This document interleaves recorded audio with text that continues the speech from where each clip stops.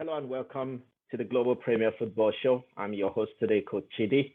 And unfortunately, I'm alone in this show for today. But nevertheless, we are going to look into what happened in this weekend's Premier League games. It was an awesome weekend again of football whereby we experienced a lot of disappointment in some games and a lot of highs in some other games. So today, we are going to look at what happened in week 12 of the English Premier League. And I don't know where to start, but I need to start somewhere. Before we go ahead, if you have not subscribed to our channel, please do so and click the like button as well for this particular video or this particular show so that our work will be able to get to those who do not have access to it. Thank you very much. So let's look into it. And we're going to start by looking at the results of this weekend's games. And we're going to look at the teams that performed well. We're going to look at the disappointments of the weekend. We're going to look at the teams that caused the most upset. Liverpool, what's up? What's going on? Anyway, let's crack into it. I'm going to show you what happened, and we're going to look at it together. So, guys, here we go. Liverpool started with the weekend's games with Nottingham Forest. They lost at Nottingham 1-0. Everton beat Crystal Palace 3-0. Man City beat Brighton 3-1. Chelsea and Man United played a disappointing 1-1 tie game, a draw. Aston Villa, we need to suspect these players from Aston Villa, beating Brentford by 4-0 just less than a week after Steven Gerrard was relieved of his duties as the Aston Villa manager. Leeds lost at home to Fulham. Leicester has awakened from sleep and they trashed Wolverhampton Wanderers by 4-0.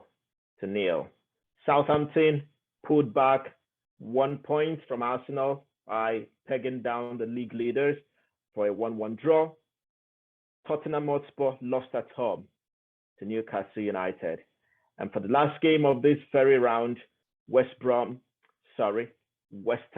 were playing Bournemouth on a Monday night fixture. Let's look into this to see what happened in some of these games. So now that we've looked at the results, let's look at the first game of the weekend, which was Nottingham Forest against Liverpool. I don't know what's going on with Liverpool. I don't know what Liverpool is doing. I don't know where they are heading to. Yes, they have a lot of injuries, but is that an excuse to their performance? Is that an excuse to why they are not being able to play that Liverpool football style that we do know that Liverpool can give? It's unbelievable the results that Liverpool pulled out from this game. This is their lineup against Nottingham Forest. Dean Henderson was magnificent. I think he was the man of the match against, for me, in my opinion, against Liverpool.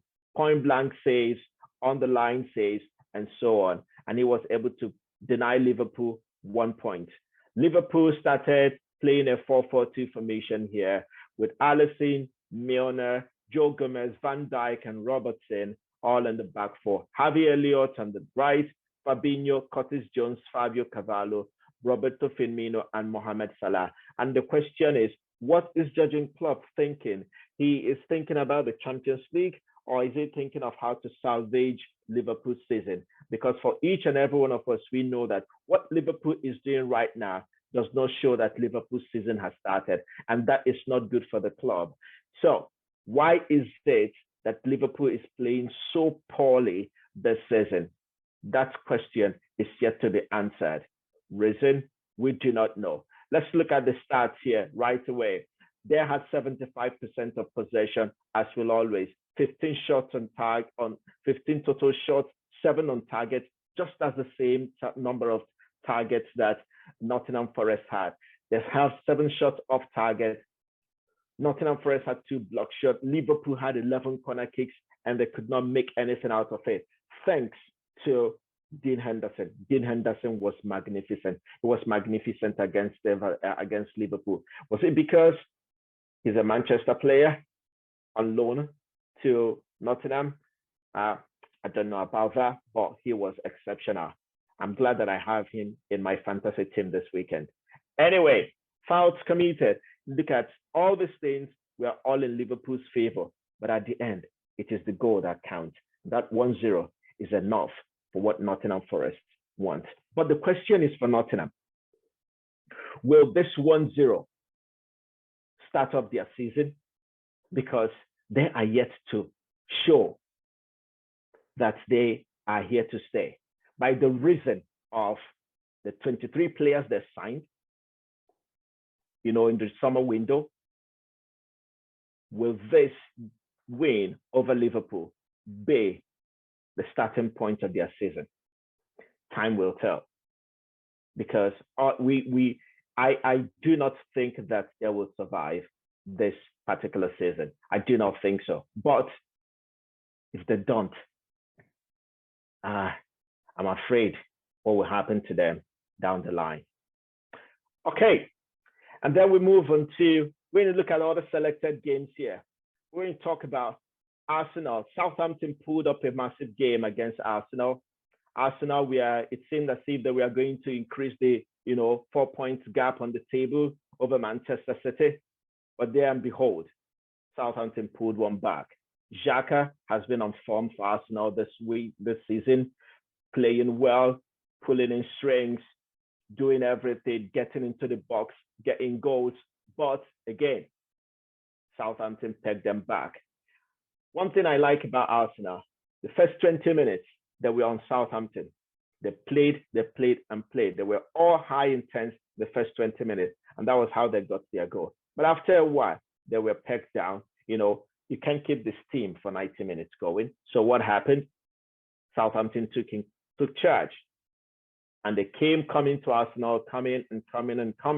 All of a sudden, Arsenal did what? Caved in, and Southampton got a goal. Now, I have a question for Arsenal. The question is, do we believe that, or not just for Arsenal, but everyone watching this, do you think that Arsenal can keep this momentum till May next year to be the champions of England? Time will tell. But also, look at their performance against Southampton. And that will tell you how far they can also go. When a team steps up its momentum, when a team steps up its intensity against them, to be able to do what? Peg them down. Gabriel Jesus has not scored a goal since the London Derby, and that's been a while now. And I think that should be a source of concern for Arsenal as well. Yes, Gabriel Martinelli has been playing well. Bukayo Saka playing well. Their midfield actually seems to be, putting in the work and getting everything, doing Granit Xhaka, Partey, and or the guard. They have been doing well. Their defense as well have been doing well, but their attack seem not to be scoring more goals right now. And the question is, when your attack stops scoring, how far can your midfield carry you in getting those goals? How far? That's a question Arsenal needs to answer. Let's look a little bit right now into the statistics. Definitely, that the stats will be on Arsenal's favor. Possession definitely will be Arsenal's. Total shots, Arsenal had it. Shots off target, Arsenal had it. Everything was on their side.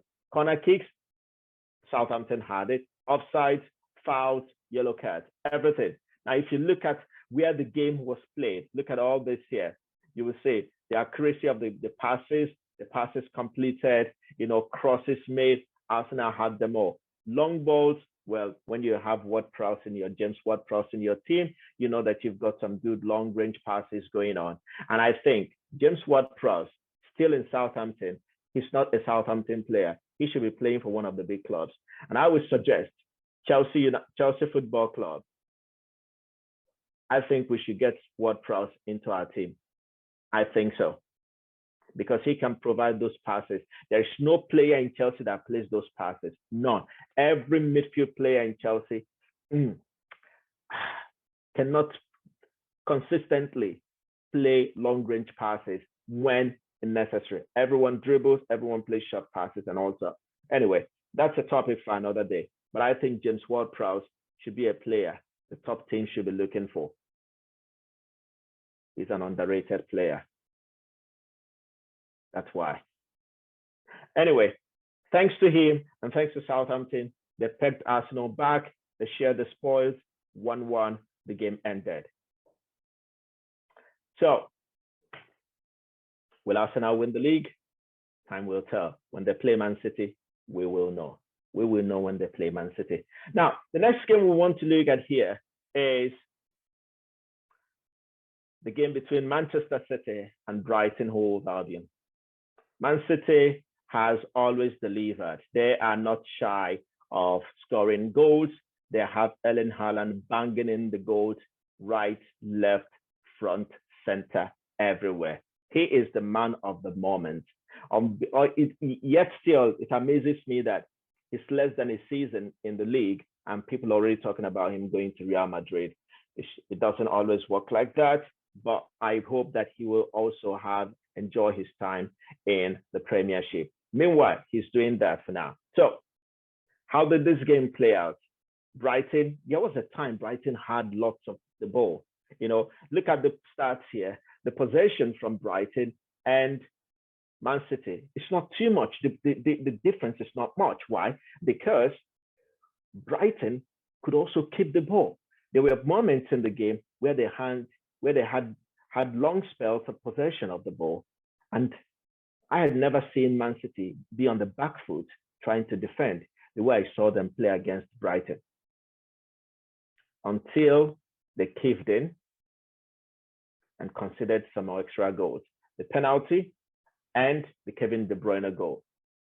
When you have Erling Haaland, have De Bruyne, have Phil Foden in your team, have a, Rodri as your holding midfielder, you stand a better chance of winning matches. Now, also I would say that Manchester City's defense have been quite shaky this season. I saw some errors in their back four, whether it was from Aymeric Laporte or whether it was from Ruben Diaz, and even Akanji that was playing on the right back, position, and Joao Cancelo on the left back. You would see that there are some shaky moments. Look at their stats. They didn't perform too well, I would say, but also they were able to hold up, especially when Brighton had possession of the game. So looking at their ratings here, Ryan Mahrez was out of it. Jack Grealish, they were performing under par. Both of them were out of the game. When Ryan Mahrez was coming out of this game, I know that, he was the one to leave because he was not he even missed a chance, a very good chance for him to make it 2-1, or actually to make it 3-1 prior to De Bruyne scoring the third goal. How about Brighton? Brighton tried their best, but again, winning against Man City is a very, very hard task for any team. And they tried. They had possession. They were not scared of Man City. That's one thing I know, and I learned from the game. They were not scared of Man City, and they were able to give their very possible best. Pascal Gross was there. Was Leandro Trossard was excellent too. The goal he scored against Ederson, I was thinking, Ederson, how can you just concede that goal from your near post or the first post, which was where you should be covering very well? But again, Man City are not able to keep clean sheets this season. It's unbelievable that the stingiest defense in the Premier League is Newcastle this season. That is unbelievable. That is unbelievable. Anyway, we'll come to Newcastle. So now we move ahead, and we've talked about Arsenal and Manchester City. Let's go back to Liverpool and Forest. They are the upset of the weekend for me. Nottingham Forest pegging Liverpool back, getting a goal, and beating Liverpool at their home. Liverpool started with these players that I have already mentioned before, right? Look at the statistics. They had everything. My question is, why is Liverpool playing the way they are playing? I know I've talked about Liverpool before, but I'm really, really worried about Liverpool this season. Guys, do we think that Liverpool will end up in the top 4 position this season? Or will Newcastle take their place? That's a question Jurgen Klopp needs to find an answer to. Because they are the most inconsistent big team right now in England. Very inconsistent, very, very inconsistent. Yes, they will have more possessions. They will have everything in their favor, but the goals are not coming.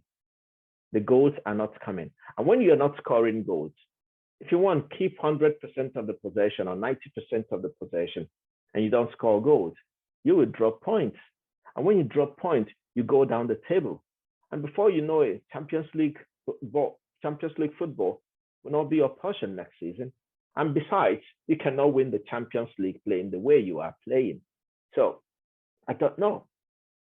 Maybe the World Cup will give Jurgen Klopp time to reassess his team, get new talents in, and go again January. But again, disappointment of the weekend, it was Liverpool. Liverpool.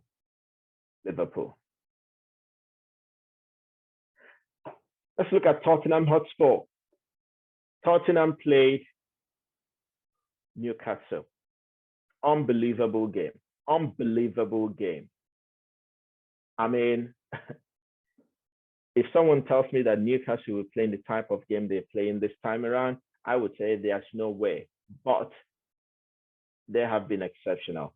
Let's look at it. Hugo Lloris was in goal. Davinson Sanchez, Eric Dyer, and Clement Lenglet. They're all the back three. Emerson Royal, Skip, Bissouma, Betancourt, and Ryan Sessegnon were all in the midfield for Tottenham Hotspur.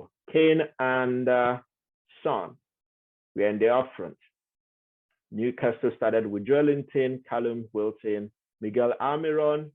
Goals never stopped coming from this guy, this Paraguayan international. He has been on it and he's been providing it. Joe Willock, Bruno Guimaraes, Sean Longstaff, Dan Burn, Steven Botman, Fabian Schär, Kieran Trippier, and Nick Pope. What a wonderful game of football.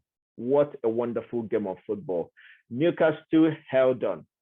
They stayed tight. They defended their lead. And they walked away with 3 points from the Tottenham Hotspur Stadium. Has anyone beaten Tottenham Hotspur in their stadium this season? The answer is no, until today, until Newcastle came calling. Last time I asked, do we think Newcastle is breaking into the top 7 or making a top 7? And we didn't get the answer. And I think, yes, they are. Because right now, Newcastle is in top 4. Top 4. Wonderful. Anyway, all the best to them.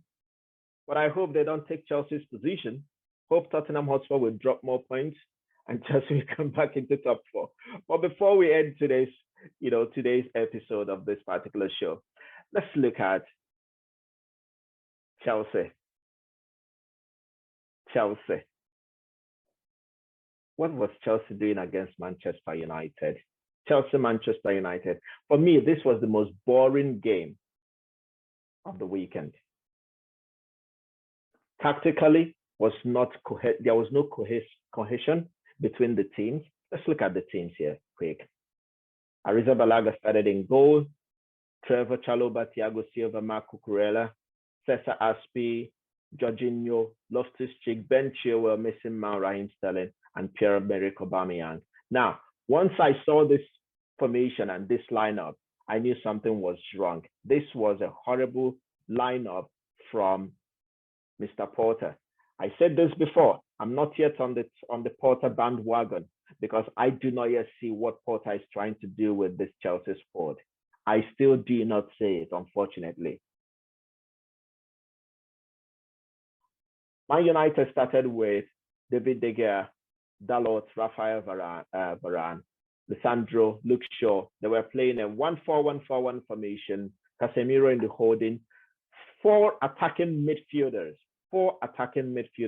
and 1 striker. Look at this. Look at the rating of all the teams. It was shambolic rating. I mean, this is below par for a team that can boast of superstars. This was not a proper game. I did not enjoy this game. Yes, I wanted Chelsea to win as a Chelsea fan, but I did not enjoy this game. This was a poor game of football. It was a poor game of football. Mark Cucurella and Ben Chilwell cannot be on the field at the same time, no matter what. If you don't have you must have to play three centre backs. Mark Cucurella is not a left centre back. He can adapt and play them, but that is not where you get the best out of him. And when you play players out of position, you don't get the best out of him. And that's how sometimes managers get fired, because they don't get the best out of their squad. The job of Graham Potter is to get the best out of this Chelsea squad. But once I saw this lineup, I was disappointed. And he realized that this was a poor choice to have Marc Cucurella and Ben Chilwell on the field at the same time. That was why he switched and brought in Kovacic. He brought in Kovacic. My question is, why didn't you start Kovacic at the first time? Keep Ben Chilwell on the bench, or keep Marc Cucurella on the bench and put Cesar Spilicueta to play right centre back, and then play Loftus-Cheek on your right as a right wing back. Or you can definitely, since James is injured, my recommendation for Chelsea is get a young player from the under-23 squad, play him as a backup for Reece James when he is injured, so that we will be able to have a young guy that can be able to run up and down the right wing back position, because Azpilicueta cannot do it well because of age. Ruben Loftus-Cheek cannot do it because that is not his position.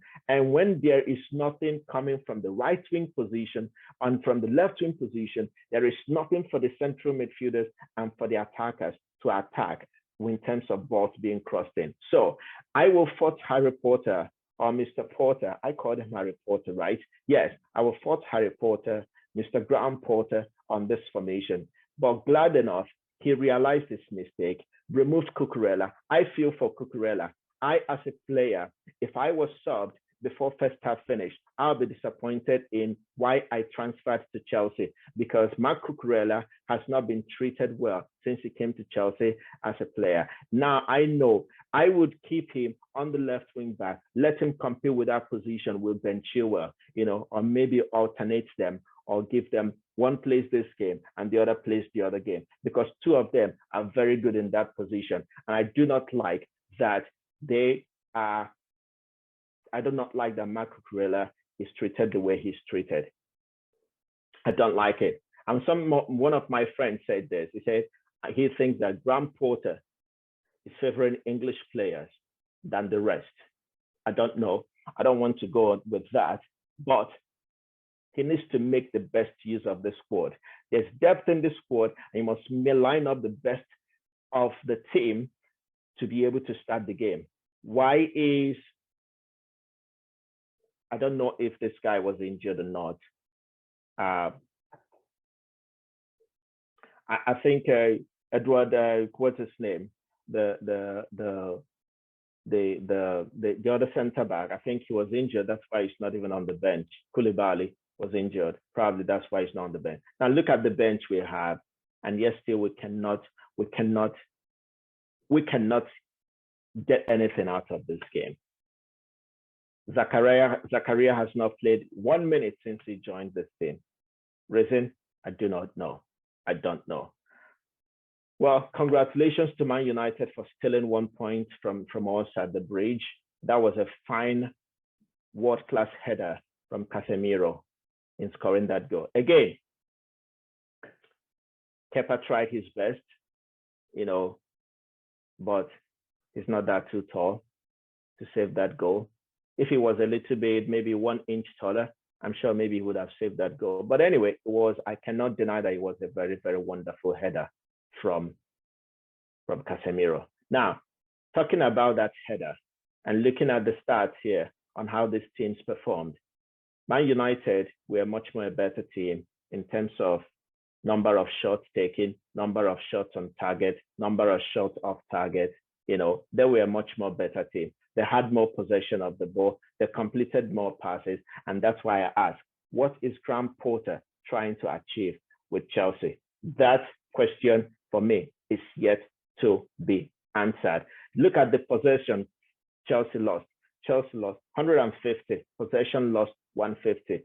Duels won, Man United had more. Aerials won, Man United had more. Tackles, Man United had more. And then you ask yourself, what is going on here? Clearances, interceptions, Man United had more. Clearances, of course, when you are under pressure, when you are under attack, you will have more clearances to make. Man United had more touches in the box than we did at Man United. So what on earth is it that Graham Potter is trying to do with Chelsea? That question is yet to be answered.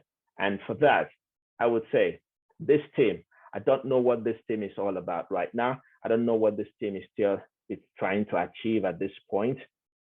I don't really know. I don't see any system of play, or he's still trying players in different positions. He's just like, it's as if he just continued with what Thomas Tuchel was trying to do prior to being sacked. And I think it was unfair that we sacked Tuchel after he spent all the money that he spent in the transfer window. He brought in Zakaria. He has not played 1 minute since then. And then Ruben Loftus-Cheek will still be on the pitch. Jorginho will still be on the pitch. That is very, very unfair. Anyway, I will leave it to that. Because this was the worst game for me this season.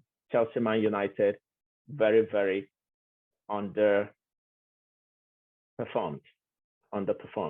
And Chelsea has not beaten Man United in the last 10 games. That is not good enough. Not good enough. Graham Potter, this is not good enough. But fair enough, both teams deserve to have 1-1 points each. I think so.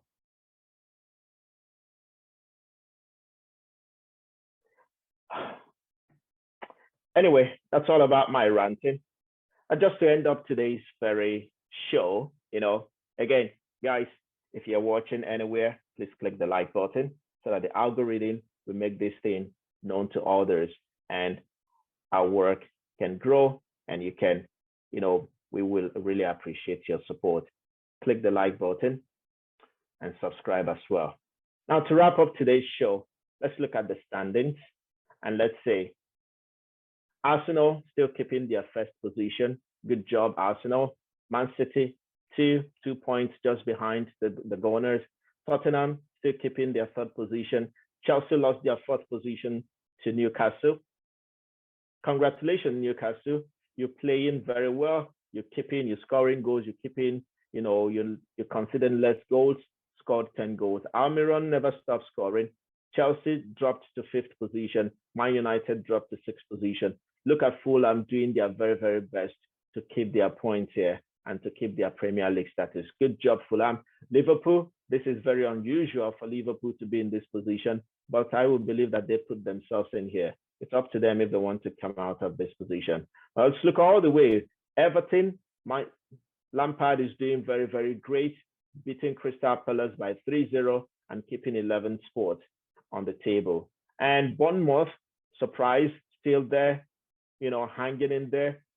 Aston Villa, these Aston Villa players, there must be something in this Aston Villa team. Maybe they have ganged up to get this guy out, because they put up a wonderful performance today against Brentford, thrashing them 4-0. Where was this performance just last week, just midweek?